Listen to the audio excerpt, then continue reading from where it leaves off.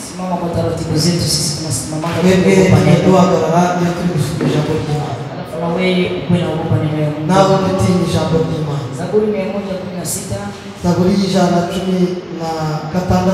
mstari wa 12 murongo wa 12 mstari wa 13 wa 13 hadi 14. kugera 14. Somo wetu tutaweza kutusomea Dusomera asomere. Tusome mu izina rya Yesu. Amen. Muri Zaburi ibice 116 umurongo wa 12. Ibyiza Uwiteka yangiriye byose ndabimwitura iki? Nzakira igikombe cy'agakiza nambaza izina ry'Uwiteka. Nzahigura Uwiteka umuhigo wanjye, ni koko nzawumuhigurira mu maso y'ubwoko bwe bwose. 15. Urupfu rw'abakunzi be ni urw'igiciro cyinshi mu maso y'Uwiteka. Twakire neza ijambo ry'Imana. Amen. Ikala kubariki. Mwicare Imana bamushi.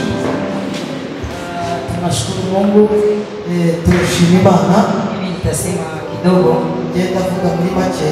Maana niliona kanisa Nabonye itorero kwa ajili watu hawako. burya abantu badahari. Sasa hivi kunameza sauti za watu. Itorero rimira amajwi y'abantu. Inaacha watu wasikie vizuri. Bigatuma abantu batumva neza. Lakini nashukuru Mungu. Ndashima Imana. Kwa neema ya uwezo ambao Mungu ametupatia nisimame mahali hapa. Ubasha bw'imbaraga z'Imana yampaye kugira ngo mpagare hano. Nashukuru tena Mungu ambaye aliwaamsha na ingawa tuko hapa kwa neema ya Mungu. Shimba kuko Imana yabatungije kandi kuba turi hano turi no kubuntu bw'Imana. Pendwa, usifanye kawaida kwa maisha yako. Mwene data nubigira ibisanzwe ku buzima bwawe. Usifanye kawaida ulipo kanisani. Nubigira ibisanzwe ulipo mu rusengero. Ingia kanisani. Winjiye mu rusengero. Wanafanya tofauti na kawaida. Yugira itandukaniro ry'ibisanzwe. Alafu kazidi kuwa naishi maisha ya kawaida. Umeje kuba mu buzima bw'ibisanzwe. Utaanguka kawaida. Uzagwa mu bisanzwe. Utakuwa ungali mu kanisa. Kandi uzaba ukiri mu rusengero. Wengi wameanguka. Abantu benshi baraguye. Na wako ndani ya kanisa. Kandi bari mu rusengero. Ni kwa ajili ya kufanya mambo kawaida. Nukuko abafata ibintu bisanzwe. Yule mchungaji kama huyo. Nubona umushumba huyo. Anapia ikana. Akaza kwicara. Anapia tegea Mungu sasa. Gutegera Imana amatwi. Sio kawaida. Abari bisanzwe. Miaka yake. Imyaka ye. Akili yake. Bwenge bwe. Na umri wake nafasi amefika. Myaka ye ndetse n'aho ageze. Ilikuwa ni wakati ya kuikala. Yagiye cyo kwicara. Akatulia.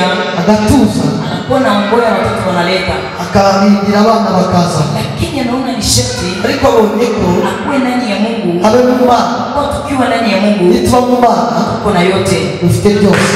Miaka yangu. Imyaka yangu.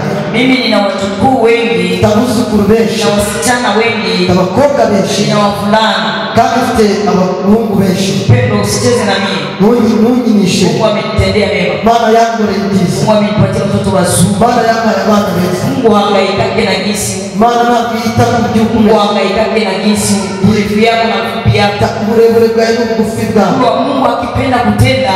Babishatse gukora. Anatendaka jinsi anataka. Ikora uburyo ishaka. Mungu amenipatia vijana wazuri. Ambaye abasore beza. Mungu amenipatia watoto wasichana wazuri. Ambaye abakobwa beza. Mungu amenipatia wakazana wazuri. Ambaye abakazana beza. Mungu amenipatia wajukuu wazuri. Ambaye abuzukuru beza. Hakuna kitu ya samani yeye nipatia Mungu. Nta kintu cy'agaciro nahaye Imana. Alafu nashukuru Mungu kwa hiyo yote. Imana kuri ibyo byose. Sifa zimrudie Mungu. Shime bisubire ku Mana. Kama na mama moja. Ni mama ambaye tuliomba naye 2003 alafu wakati ametizama abonye ananiambia basi mbona usikake? Nikamwambia ukiwa ndani ya Yesu hauwezi kuzeeka. Nataka sasa wewe mwenye uko pale nipatie miaka. Nina umri wa miaka ngapi? Kwa niulize mchungaji. Nina umri wa miaka ngapi? 50. Okay. Umesikia? Umesikia? Ananiambia nina umri wa miaka 56.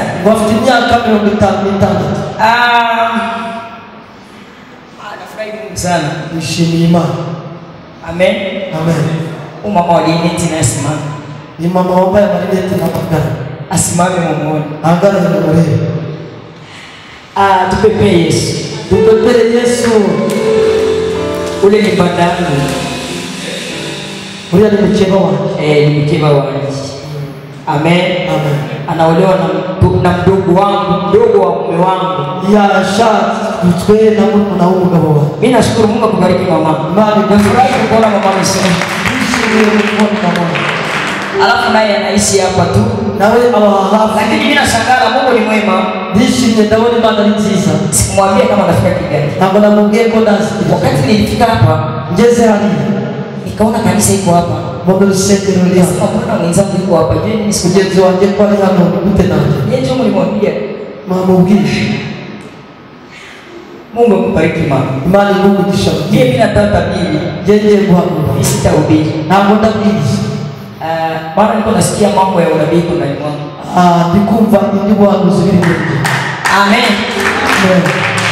Nilikuwa nataka muuliza hivi kwa nikaona mimi naona sura cha kubaza bonye ya sura. Niko tu wananijua. Mungu nzijana. Bwana asifiwe. Haleluya. Mpendwa, mkundwa, Mungu ni mwaminifu kweli. Maana ndio kwizerwa. Umekosa nafasi nianzie. Mbuzalo natajira. Mungu ni mwaminifu kweli. Maana ndio kwizerwa wake. Tena Mungu ni mwaminifu. Kandi Maana ndio kwizerwa.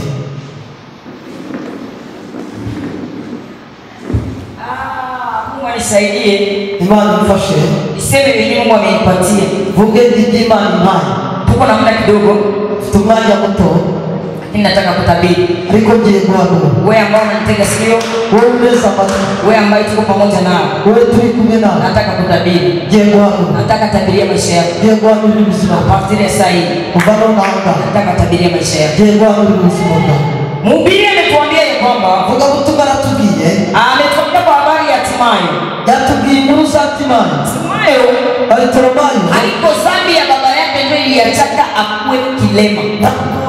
Alichase chaje na chatumye abako kibumi. Nisiseme na mikronjo msikie. Simvugire kuri mikoro kugira ngo mwumve. Maana mimi nataka mtu anisikie. Chaka ngo umuntu anyumve. Mungu mtu hano hari umuntu mwenye halalaki haiko huyu. Utajusinzira hana amani. Hana mahoro afite. Hana amani. Hana mahoro afite. Lakini nataka ufunguliwe leo. Ariko ndashaka kupatia amani. Mali kuwa mahoro. Jana niliambia watu mkutano. Nababwira abantu giteranye. Nikawaambia hivi. Ndababwira ngo shetani, Satan ama mlozi wa maisha yako. Mlozi w'ubuzima bwawe. Ama magonjwa yenye kuna kusumbua. Cyangwa uburwayi bukuriye. Ama vita yenye kuna kusumbua. Intambara ikuriye. Ama mahitaji yenye unamaliza mu miaka. Ibyifuzo umaze n'igihe. Sahi. Iko msuri. Nukuvuga ngo ikongera umwuka ntabwo ikiriho. Mbese nta buzima buhari ari kwiyongerera umwuka. Sana. Ubusanzwe ngo nyine enda gupfa nyine. Umurozi n'ukuri ubuzima bwawe. Umuntu munyarumaga basha. Umurozi niwo ndavuga ngo umurozi n'ukuri ubuzima. Umurozi mwenye ko naroga basha ya. Ibijyatumye ubuzima bwawe buba mukama. Yenye ninaacha maisha yako kwa pata. Ili kusamba. Niko naongeza hewa tu. Amen. Nibisigaye. Yenye linabaki. Nibisigaye. Na yenye linabaki. Mo nditegura kulijana kuri moyo. Niko najiandaa kwenda katika kimoni. Hakuna dhambi unayosikia. Nalo mnyumva. Sikia nikwambie. Nikamwambia. Magonjwa yenyewe kusumbua ya mgongo. Uburwayi bukurusha mgongo. Inakusumbua mara. Burakurusha cyane. Sio magonjwa yako. Ntabwo ari uburwayi bwawe. Lakini niko nakutangazia sasa hivi. Ndagutangariza none. Naitia musoni. Nishize ahantu hokongera umwuka mu gusamba. Nishize mu gusambanya. Haiko wewe ndio unatia musoni. Ntabwo ari wowe washyize mu gusamba. Sikia wewe mwenyewe uko na fula. Wowe urimo gufura. Ntabwo uri kunyumva ni bwana. Mwenyewe uko na fula na taniona. Umuntu uri gufura arambona. Mwenyewe ametatiza maisha yako. Umuntu urwanyije ubuzima bwawe. Ni ukuvuga ngo arimo gusamba. Umuntu dada hano hari umukobwa. Unasema mimi nataka tabiri. Ndavuze ngo ngiye bwana. Na ndio maana nilikuwa taratibu. niyo mpamvu ndi kugenda umuko dada hano hari umukobwa mu sexe yake ukuvuga ngo mu gitsina cye mulishakuye kakitu haje makara na boga yuko nayo ubwoba kandi iko na boga ke anaweza kuwa na problem ya cancer afite ubwoba ko ashobora kugira kansa niko na kutangazia sahi ndagutangariza none hadimu uko nanisikia uko urimo kunyumva iki vimba iki kibyimba isikie cyumve usikie sahi wumve none hivi vyenyewe vinautamu sexe yako ibyameze mu gitsina cyawe usikie sahi byumve none ingie musuri yinjire mu musaza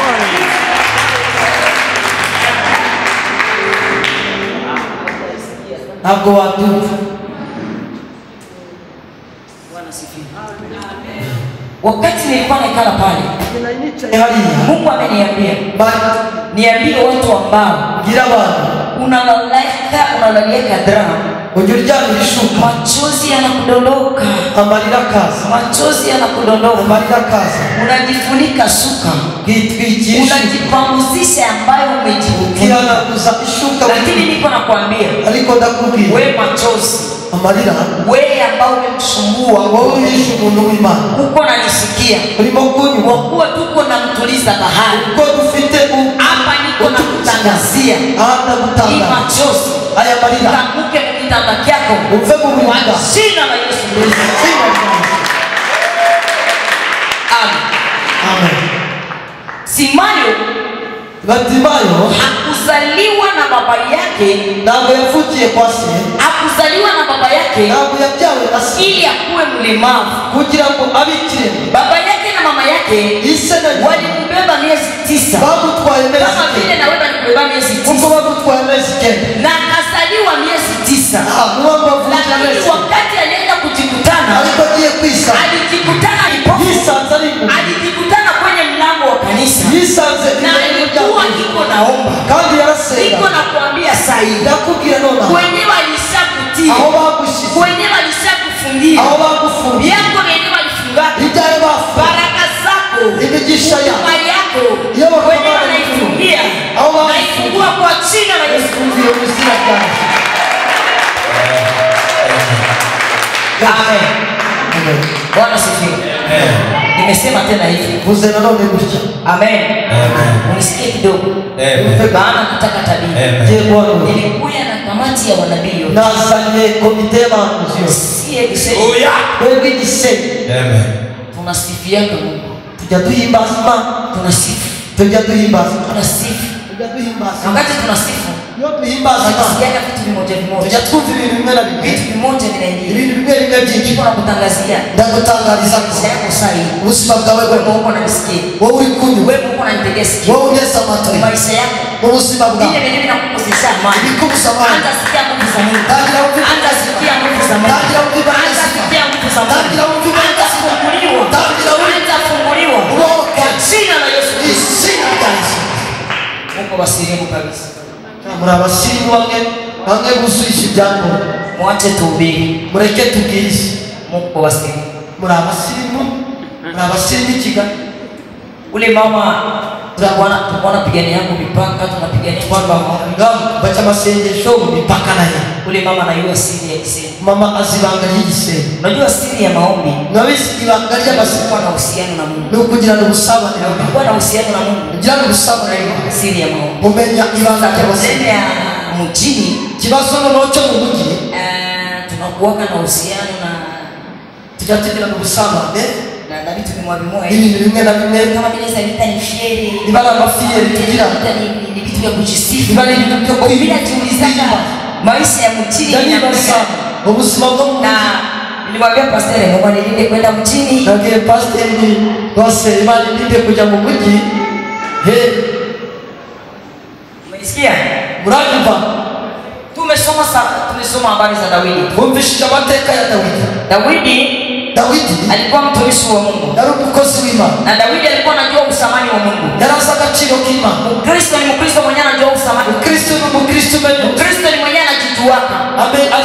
Daudi alijijua yeye mwenyewe. Daudi alijijua. Akaambia Mungu, mimi naweza kupata nini? Jela kuishi. Na Yobu mwenyewe, akaambia Mungu, mbona mimi? Na wewe na nini niko navyo? Vyote ni vyako. Daudi wakati alifika kusura 116. Ageze kuri Mungu.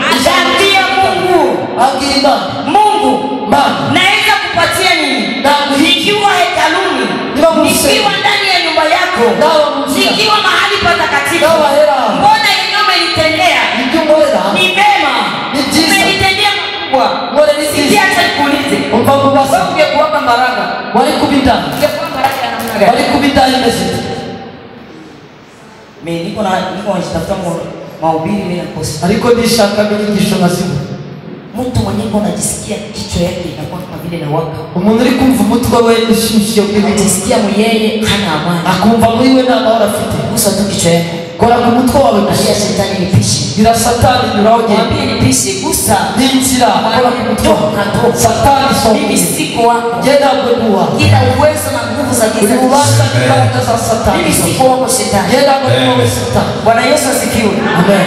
Dawidi akamwambia Mungu hivi. Dawidi akilimana Nini ambayo mimi naweza kupatia? igiki nangwama. Lakini kwa maisha yako wewe. Ariko kubusima. Nini ambayo umefanyia Mungu? Igiki kwa Ili Mungu akutendee. Kila kibali Nini kukule. ambayo umefanya?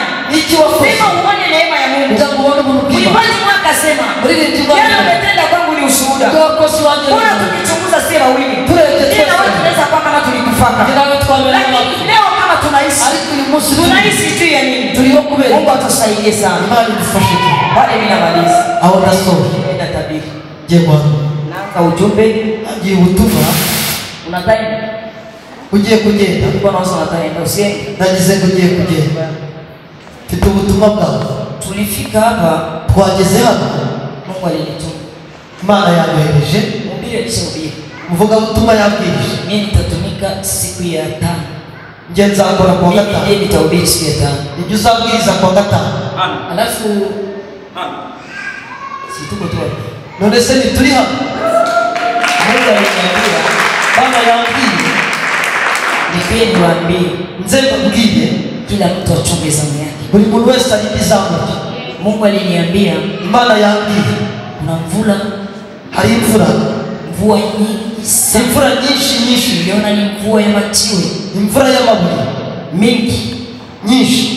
Partili ya jana Mungu akaniambia Uvesho Imana irambwira. simama uende tangaza. Haguruka uje gutangaza. Mvua itanyesha Imvura iragwa. na itanyesha ngambo zote za nchi. Iragwa mu bice byose by'igihugu. Itanyesha watu hawana chakula. Izagwa abantu badafite icyo kurya. Uende uambie, Genda ubabwire. uende uambie Genda ubabwire. nani iko ndani ya roho iko namsikia? Ninde uri mu mwuka wa nyumve. Nani ambaye iko ndani ya roho iko Ninde namsikia? uri mu mwuka wa nyumve. Nani ambaye iko na roho Ninde namsikia? uri mu mwuka wa nyumve. Mungu akaniambia. Imana irambwira. Na ndio maana nimesema Niyo mpamvu navuze. nitasema polepole. Ndavuga ngo ndavuga Kusema ujumbe kugira ngo ubutumwa ianze kupitika. ubashe kugenda. Mungu akaniambia Imana irambwira. pande zote Pande zose mvua itanyesha. imvura izana. Na mvua itanyesha Imvura nigwa watu hawana chakula. abantu badafite icyo Alafu kurya. ni kuambia Genda ubabwire. wajitayarishie chakula. Birikira icyo kurya. Bitunganiriza icyo kurya. Bisigamire. Ok, merci. Amen. Amen. Nilisema Navuze ngo nasikia sina mahubiri ndani mwangu. ntabwo numva mfite Kuwa mhubiri kumuvuga butumwa. alikuwa amehubiri Yari yabwije. akasema ya kwamba Aravuga ngo Timayo Bartimayo alijikutana vile yisanze gutyo. huko wenyewe wanajikutana kama Hari ibyo ujya wisanga naona kuwa najiuliza nawe ukibaza hivi vitu vyenye nimejikutana nao ibintu nisanze ni vitu gani? ni ibiti. Eske ni juu ya zambi? Kubera icyaha Unaenda tafuta kazi, ujya gushaka akazi. wenyewe wengine wanaweza enda tafutia kazi Aho abandi babonera akazi huko na diploma, ufite diplome. wenyewe wengine viko nayo. Ayo abandi bafite Unaweza kuwa na uko na lisansi, ushobora kuba ufite lisansi probleme ni moja. ariko ikibazo ni Mebali wenyewe na diploma abafite diplome banakamatiwa, Bagafatwa. wewe mwenyewe uko na lisansi wowe ufite lisansi hawatakuona. we ntabwo bakubona. Unaweza jikutana na vitu wakwisanga mu bihe yenyewe na wewe hujui, nawe utazi. lakini Mungu aliniambia Ariko nikwambie Imana yambwiye ngo a partir ya leo kuva nonaha vile vitu vyenyewe vinakutikisa, byose bikwiruka vyenyewe vinatembea kwa maisha bijye yako, ku buzima bwawe vyenyewe vinakusumbua, ibikurusha niko nakwambia viko mswe. kugira ngo birimo gusamba. Kwenye walifungia harusi yako, Abo bafungiye ubukwe bwawe mariage yako walisaifunga, ubukwe bwawe kazi yako walisaifunga, bari barafunze vitu vyako vyote walisaifunga, ibyawe byose barabifunze. na mtu akakuahidia kitu Unagusezeranyije ikintu hauwezi kukipata, nta nubwo wakibona. utakuwa tu Ubaho utakuwa mwahadi. uba mu masezerano Ameniambia hivi, ariko Imana yenye vimefunga maisha yako, Imefunga ubuzima yenye bwawe. vimefunga baraka zako, Imefunga imigisha yako. yenye vimefunga yako vyote, Imefunga ibyawe viko mswe. Unaenda ingia mteste yako. ugiye kwinjira mu cyerekezo cyawe. Amen. Hakika unaenda ingia mdestiny. Iyo kwinjira mu cyerekezo. Umwani malize hivi jumbe. Reka sozo ubutumwa. Nitabiri. Hanyuma manu. Unasikia nini utenda watabiri? Mwese ndumva by'ubantu. Niko na mafuta ya unabii. Mafuta y'ubuhanuzi. Nilileta watoto wa nabii. Nari kusana abanaza na mafuta ya unabii. Tena mafuta y'ubuhanuzi. Amen. Mko mtu hano hari umuntu mwenyewe aliahidia pesa. Basezeranisha amafaranga. Na ni mtu wa nje alimwahidia pesa. Umuntu wo hanze amusezeranisha kusema hizi pesa zitoke. Ariko kugira ngo aya mafaranga zilishapana. Aya mafaranga arafunze. Sikia mimi niko na tabiri. Mbageni kwangu. Niko kwa masababu. Ni kujichana mahali patakatifu. Ahera hima. Hizi pesa aya mafaranga mwenyewe amezifunga. Wayafunga. Kama ni nguvu za giza. Kama ni blockage. Hapa sasa hii. Noma. Namtia usoni. Mushize kusana. Unaipokea kwa jina la Yesu. Natile mzina la Yesu. Amen. Mungu akaniambia, "Mandangi, wewe uambie watu." Yende kugira ba. Hii habari naenda kuitangaza. Iyi nkuru ngiye kuyivuga. Kesho ndakuwa niko wengine. Ejo nzabandi kurezi. Siku ya Mungu ndakuwa Gisenyi. Cyumweru nzabandi Gisenyi. Siku ya kwanza ndakuwa Gisenyi. Kuwa mbere nzabandi Gisenyi. Siku ya pili ndakuwa Gitarama. Kwa kabiri nzabandi Gitarama. Gizani ndazunguruka. Siku ya tano ndakuwa niko tena hapa. No kuwa gatanu kwa ngaruka. Siku ya nne ndakuwa niko Kigali. Kwa kane nzabandi Kigali. Ndakuwa naipanda hii ujumbe fast. Nzabandi gutanga ubutumwa wose. Pendwa nisikie. Kundwa nimva. Maana nimeambia watu wa Israeli abantu b'abatu bafanye polepole. Mukore buhoro. Niseme polepole. Vuge buhoro buhoro. Nisikilike. Jumvika. Maana nikisikilika. Jumvika. Najisikiaka na mie. Jumva naje. Na kupumzika ndani mwangu. Duhutse muri ngiye. Mungu akaniambia. Wende waambie watu wangu. Yende ubwira abantu banyu. Wametoka ndani ya lengo langu. Bavuye mu mwanya wanje. Umugambi wanje.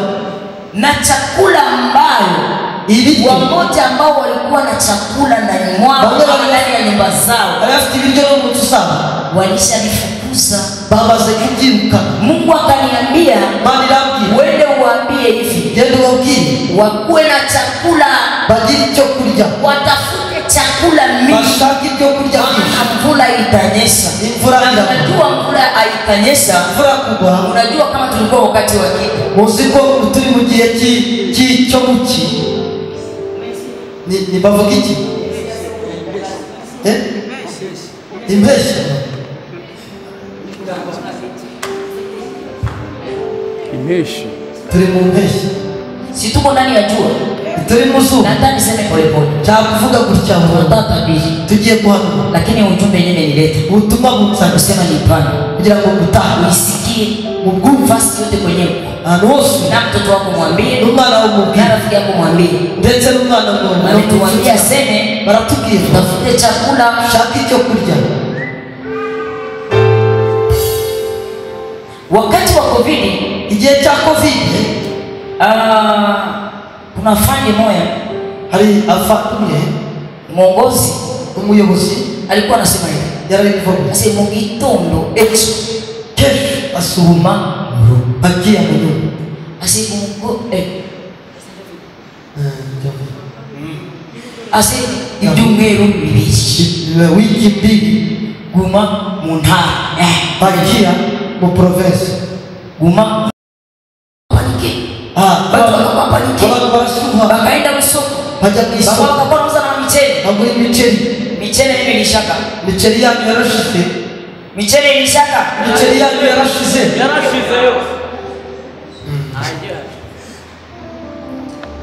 nani mwenye ananganya aenda kusoma ile uza mchele kaula nini barachari mimi Mungu amenituma mali yangu kila mtu yote buri muntu wese aende uza chakula aje kugura icyo kurya na chakula ambacho tauza cyo kurya urakora ni chakula cha roho ni ibiryo by'umwuka sio chakula ya mchele ntabwo ari chakula ya kawunga ni chakula ya roho ibiryo by'umwuka kila mtu yote muntu wese mwimbaji alisema siku muri yavuze matendo ya watakatifu ibikorwa by'abera itakumbukiwa matendo itakumbukiwa mbele ya madhabahu ya Mungu kama mbele ya Mungu mbele y'Imana. Sikia nikwambie Mungu ameniambia rudia tena garuka nafasi kwenye ulikuwa umefika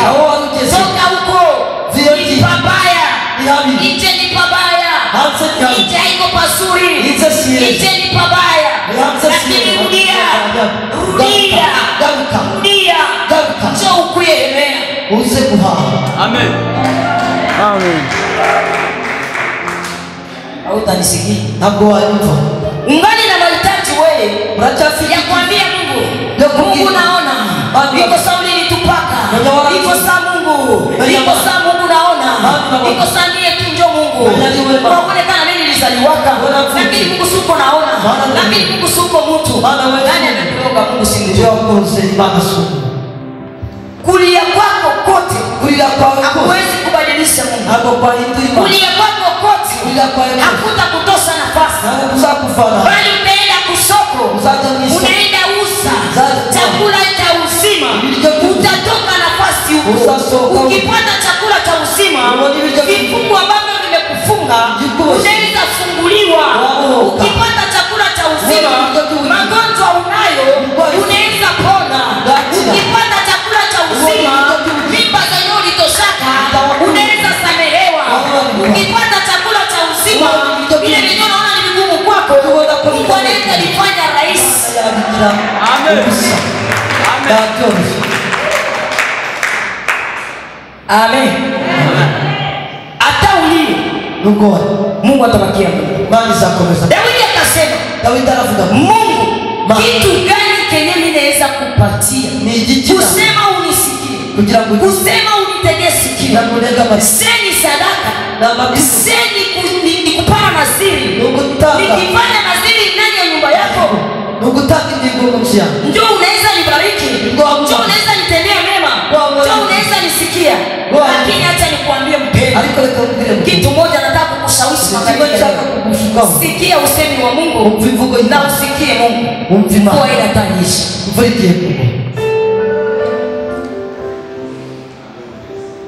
Iko saa gani haiwezi nyesha? Wewe Kigali na mvura yagwa.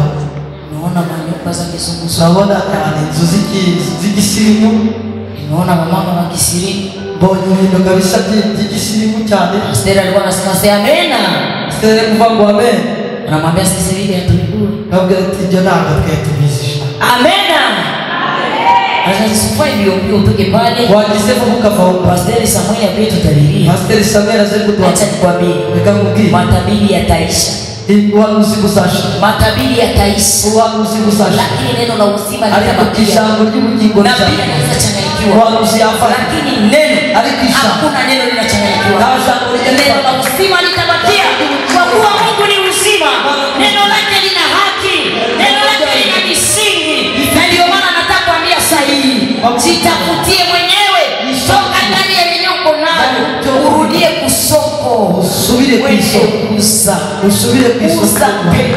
Uje kujitafakari. Witekereza. Fanya matafakara ndani mwako. Tekereza muri wewe. Uulize Mungu. Bazima. Mungu. Mimi na wewe ni je? Je, kweli Mungu nina uhusiano na wewe? Tukusawa ni nani? Je, kweli Mungu? Mungu mtu mwenye kuna problem ya mikono. Lakini Mungu anaenda kukugusa sasa hivi. Bado na mimi nitakugusa. Mungu atanipatia wewe. Na niko na kuona. Nitakugusa na nitakwambia baba. Lakini sikia hii ujumbe Mungu ananiambia kwamba anakuja kulipa. Anakuja kuokoa. Gani je kumiki? Barumvisha. Toshe usirimu yenu. Mukure usirimu. Mwache usirimu. Mureke usirimu. Mutoke usirimu. Mumve usirimu. Mutoke mwafiere ni haina kitu. Mwafiere kufiki. Na utaona hapa wengine wote Mungu anapangaje. Waona mtu. Leo unaona mtu analeta neno kwa kanisa. Pastor anamwambia sasa simama. Anaona kama ambao pastor wenyewe wanasema. Haiko lazima. Utoke mwenyewe Mungu. Mumve mtu muri. Hii sio wakati ya kuleta kubuwelewele. Sio wakati. Hii sio wakati. Ni wakati wa kuwa na uhusiano na Mungu. Tufanye uhusiano na Mungu. Tutaona nuru ya Mungu. Tufanye uhusiano na Mungu. Tutaona mkono wa Mungu. Toka nafasi huko. Ingia ndani ya kanisa. Na kanisa ni nani? Haiko hii Fatima. Angalia Mungu. Kanisa haiko rute ingine unasema. No, kanisa ni wewe. Sejero ni wewe. Kanisa ni wewe. Sejero ni wewe. Kanisa la Mungu. wewe kanisa la Mungu, toka mvuguvugu, tafuta tena uso wa Mungu, kuwa na uhusiano na Mungu. Mtu ambaye mkutano ndani ya macho yake anasikia vitu vya michanga, anasikia vitu vya michanga. Lakini acha nikwambie, apartir ya saa hii na kamata hii michanga inapita macho yako, naitia mswe, naitia mswe, macho yako ni mazima, hautakufa bali utaishi. Hata boga unakukamata sana, maisha ya boga, lakini ule mama mtamwombea sana. Uyu mubyeyi turamusengera, namwombea sana, namusengera ili neema ya Bwana ionekane. Ubw'Imana bugaragare. Maisha ya boga, maandiko inasema hivi, kandi tubivuga ngo abagizi bana na wenye woga n'abanyabwoba na watenda dhambi n'abakora ibyaha wote watakuwa nje, bose watakuwa nje pamoja na bazajugunywa na baba yao. na se wabo. Baba yao nani? Se wabo ni Shetani. Satan. Toka nje ni baba yao, ingia useme uone nuru ya Mungu. Yangubona umucyo w'Imana. Mungu anashindania mtu nisikie. Mali Rwanda ni umuntu gutwi. Sikio unasikia kabisa bruina. Umva gutwi Unasikia unakuwa na washa sana. Ukumva lakini Mungu anakushindania. Mali ya Baba mkono wa Bwana uko juu yako. Mungu kw'Imana. Sikia nikwambie mpendwa. Bakubwire mukundwa. Kutembea na Mungu Gendana n'Imana. ni siri. Kuwa na siri ya kuwa najua kutembea na Mungu. Mkristo ni Mkristo mwenye anakuwa na siri. Kristo ni Mkristo. Naambia Wakristo hivi. Ngira Wakristo. Kama ulitoka Yerusalemu na haujajazwa Roho Mtakatifu. Bora kwa Yerusalemu tuzu. Na uhakika utaingia kanisa vile vile tu. Uzindira mu rusengero. Ndio maana Wakristo wengi wakati hii wamevunjika moyo. Wamekuwa Wakristo wa unabii. Mara bora ya kuwa Wakristo wa neno. Hausikiaje tena maneno ya Mungu. Unaanza penda kusikia unabii. Na ule mwatapia kudanganya. Anakudanganya tu. Na anakukula tu. Mara bora ya kusikia neno. Niko na kutangazia sai. Kuwa nasikia maneno ya Mungu. Lakini utoke nje. Kuya msoko. Ukuye usa. Na wenye utakuya usa. Uze uzima. Maana uzima. Hakika ukapata uzima. Yote utakuwa uko nayo. Acha Mungu akupe uzima na magharibi ya leo. Acha Mungu akuokoe na magharibi ya leo. Acha neema ya uwezo wa Mungu ipase maisha yako. Mungu akutusaidie sana. Umechoka msafari. Umechoka msafari. Niko naona papie mbili. Zinakuwa kama vile zinakuja mbele yangu. Lakini sauti ya Mungu inaniambia kuna kashe ya visa mbili. Inapigiwa kwa passport. Mungu ananiambia kuna neema ya Mungu inaonekana. Kuna mtu ambaye amepoteza pesa, alipotezaka pesa njia yenyewe juu. Lakini acha nikwambie, kisu ulipotezaka acha vile viende na usahau. Lakini Mungu ananiambia kuna bipya vile Mungu analeta. Kuna bipya vile Mungu analeta. Na hili bipya vile Mungu analeta ili akufariji roho yako. Ili akufariji roho yako. Hata Mungu akufariji. Hata Mungu akuokoe. Hata utendaji wa Mungu tena uonekane kwa maisha yako. Niliambia watu hivi, nani anaweza omba Mungu akose mbingu? Nani anaweza omba Mungu akose mbingu? Mpendwa, ni tatizo na ole wanachunga unabii kuliko kuchunga neno. Neno ni unabii. Mungu ameniambia pande zote ila nizunguruke na niambie watu waende msoko wakuye kununua na wanunulie uzima. Wanunue chakula. Wanunue chakula. Na chakula uistoke nyumba yako. Fanya stoke. Sabi ulikuwa na stoke wakati ya COVID. Hata partir ya leo uanze fanya stoke. Uanze fanya stoke. Usifanye mzaa mpendwa. Maana hakuna mzaa. Tuko sasa magharibi. Tuko sasa magharibi. Acha Mungu akubariki. Mungu akutendee mema. Na Mungu akupatie kusikia. Maana ukasikia kile ambacho Roho anasema, kuna neema ya Mungu itaonekana. Mungu akaniambia hivi, niwaambie kila mtu yote buri muntu wese afanye tafakari akore gutekereza kusema wewe uishi leo kugira ngo kuba uri uyu munsi nini yeye naacha unaishi iki gitubyubaho. mbona covid ilikuwa kweli mbona walozi walikurugaka abarozi ko bagu mbona wachawi walikuchaugisha wachawi ko baguchaugisha mbona vitu vilikupitia ibintu byaguciye akida nini ulipitika kwa macho yako mbona wewe haukukufa lakini mbona wengine walikufa wewe ni kitu gani uko special wewe uko special kwa maisha yako na nini ambao umefanya ili Mungu akuokoe nini ambao umefanya ili neema ya Bwana ionekane nini ambao umefanya sema matendo ya Mungu ionekane amen amen amen.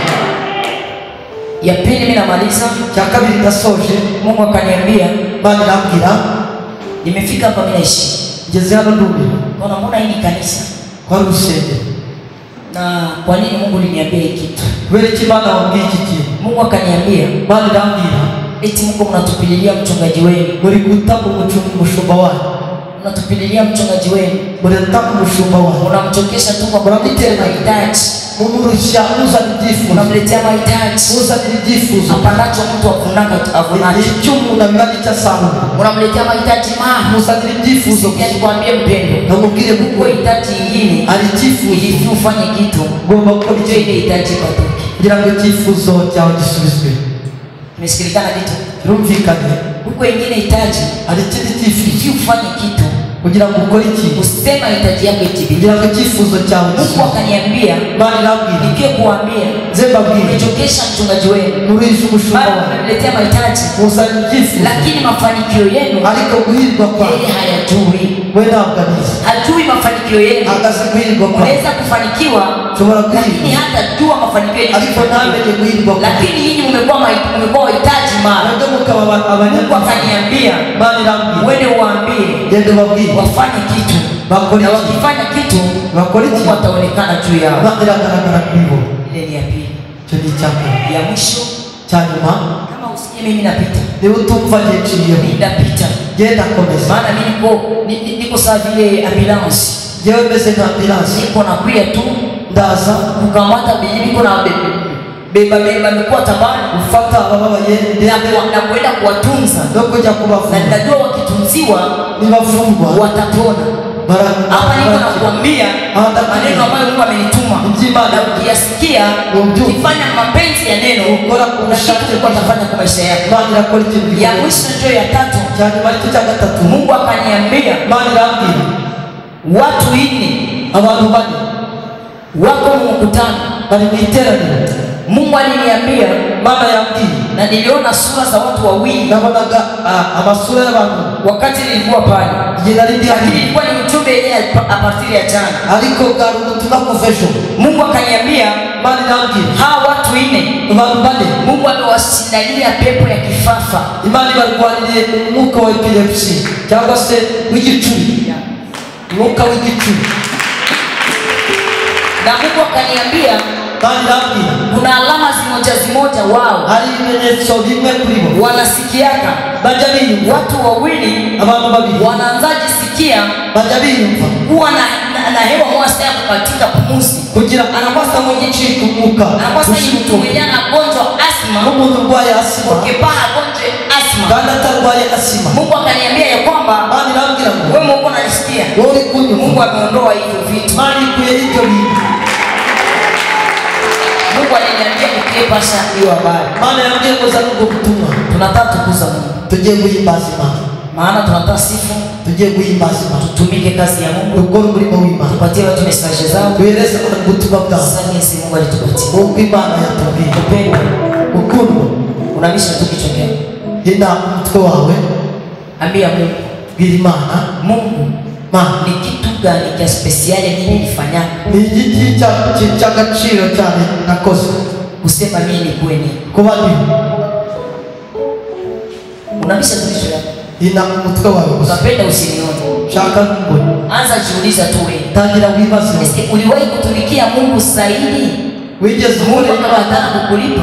Imana ikanga kukwishyura. Uliwahi kuwa mwaminifu mbele ya Mungu? Wali mwisere mbele y'Imana. Mungu akakatala kukulipa. Imana yanga kukwishyura. Eske uliwahi hata kuleta maji ya watumishi ya Mungu? Wigeze usana n'amazi ya Mungu akakatala kukulipa. Imana yanga kukwishyura. Eske uliwahi hata kwenda pale kwa mchungaji kwa apotre pale? Wigeze nani ya kwa apotre mushumba? Mwambie papa. Mbwiriti papa. Apotre leo nimebarikiwa. Uyu munsi nabona umugisha. Baba mimi nakuya. Papa ndaje. Mimi nakuya papa. Ndaje mugeni. Nibariki tu. Pesho umugisha. Uliwahi fanya vile? Wigeze ukora icyo kintu? Mungu akakatala kukubariki. Imana yanga kumugisha. Eske ni uhusiano gani yenye uko na? Ese nuwe usawa. Na wakati mvula itanyesha, Mvura niko. kama hauna chakula, udafite cyo mbona kumona. maji itakuwa na mifereji itakuwa ya mingi? Mifereji z'abari. Utaenda kwa jirani yako kumuomba hata maharagi. Uzaja kumtoranya. Utaenda kwa jirani yako kumuomba hata vere ya mchele. Uzaja kumusaba Maji na mitoni mbona itaikuwa mu makartier? amazi ndetse n'amariba azaba ku midugudu.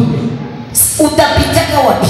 Uzanyura. Na mvula itakuwa iko anga. Imvura izabiri hano. Utapita wapi? Uzanyura. Lakini kama Ariko kuna vile ambavyo ulienda kununua ariko wagiye na ukaviweka, kandi ukabirika, Mungu atakuwa upande wako. Imana izaba ku ruhande rwawe. Tafakara sasa, Tekereza nini ambao umefanya mbele? ni igiki wakoze imbere y'Imana. Mie na wewe ni nini yenye tumefanya? Je, nawe ni igiki twakoze? Nini ambao tumefanya? Igiki twakoze? Tumefanya nini mbele ya Mungu? Twakoze iki imbere y'Imana? Na nini ambao Mungu anaweza tukumbukia? Iki Imana yatwibukira. Sikumbuke ile Mungu anaweza tukumbukia kutabu. Hari iki Imana yatwibukira. Mungu kenye Mungu anaweza kukumbukia. Hari iki Imana yakwibukira. Wewe kweli tu kagonjwa sai. Wowe urwaye none. Mungu kenye Mungu anaweza Hari kukumbukia. iki Imana yakwibukira. Wewe tu wewe. Wowe. Hakika wewe. Wowe. Ukakuwa na probleme sai. Ugize ikibazo. Unaweza kukumbusha nini Mungu? Wakwibutsa iki? Utakumbusha nini? Wakwibutsa iki Imana? Unaweza kukumbusha nini? Ni igiki wakwibutsa Imana? Unamisha sasa kichwa chako. Ina umutwe wawe. Ambia Mungu, Mungu nisamehe. Imana ati Imana mbabarira. Nimekosa mbele yako. Koze icyaha imbere yawe. Nimekosa mbele ya mchungaji wako. Koze imbere y'umushumba wawe. Mungu nisamehe. Imana mbabarira. Lakini a partir ya leo Ariko kuva none naenda fanya upya. ngiye gukora iki? Naenda fanya upya. Ngiye gukora ibishya. Leo ndafanya upya. Uyu munsi nakora ibishya. Kwa mtu mwenyewe usamehe yake wewe. Hari umuntu utagibabarira. Roho yako haisamehe yake. Umutima wawe ntubabarira. Eske hii roho yako kweli Mungu akakuita Umutima leo? wawe kuko Imana iguhamagaye. Wewe na mvula ikanyesha leo. Imvura iguye uyu munsi. Jirani yako anajua kama alikukosea. Urajya wabaza uko Na yakugiriye. anajua kama wewe uko na chakula. Siko ufite icyo kurya. Anaweza avuka tu kweli apige kuomba chakula. Uraza kugusaba icyo Na kurya. anajua kama ukumsamehe. Kandi azi kutamubabarira. Ambia Mungu akusamehe na wewe. Imana ikubabarira. Roho ya kutokusamehe. Utababarira. Ambia Mungu akusamehe. Imana ikubabarira. Roho ya kutokuwa na shuhudi ya kazi ya Mungu. Umwuka wo kutagira umuhati. Hatuna shuhudi ya kazi ya Mungu. Ntabwo tufite. Nilisikia sema kuko mganga moja alienda iko na andika wagiye gutumira. Nikasema Mungu, ndavuga Mana, huyu mtu mubariki. uyu muntu mumugisha. Ni shuhudi ya kazi ya Mungu iko ndani mwake. Ubushake n'umuhati. Na hii shuhudi ya kazi ya Mungu iko ndani mwake. Umuhati wo gukora umurimo w'Imana. Mungu mubariki. Mana mumugisha. Kweli mvula ikanyesha. Mvura iragwa. Na kama hauna nafasi kwenye utaenda uzia chakula. Utano kugurira icyo kurya. Mungu anaweza kupatia hata maji ya sukari, anafanya muujiza. Watoto wanakunywa ile maji Abana mpaka wakati mvula itaisha.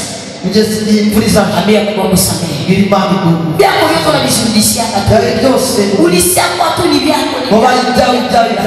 Yesu, unakumbuka kama siku moja utakufa?